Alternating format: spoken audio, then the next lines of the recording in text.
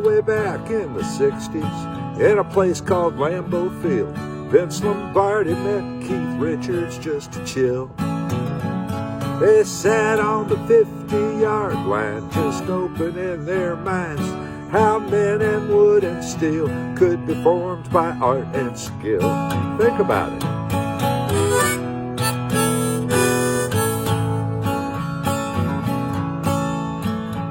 Well, Vince asked him if Mick Jagger was a prancing prima donna, 'cause Paul Horning was a little bit like that.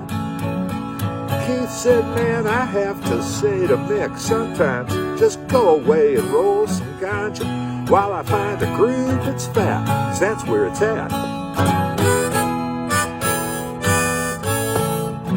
I know you're laughing 'cause you don't believe it happened.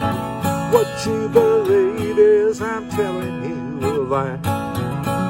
But Keith Richards spent the day with Vince Lombardi in Green Bay, just diagramming plays and getting high.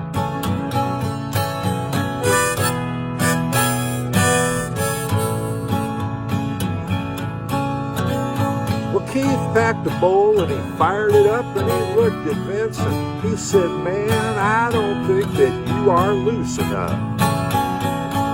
Well, Vince took it and inhaled, and then he winked at Keith and smiled and took another hit. Didn't flinch, because Vince was tough. He was one of the 7 blocks of granite at Fordham U. You can look it up. So they talked about the power suite, power chords, and life, how Charlie Watts played drums just like a metronome. The way a slide guitar can ring, how winning is the only thing, and how a man can love his wife and not come home. Always on the road, you know. I know you're laughing 'cause you don't believe it happened. What you believe is I'm telling you a lie.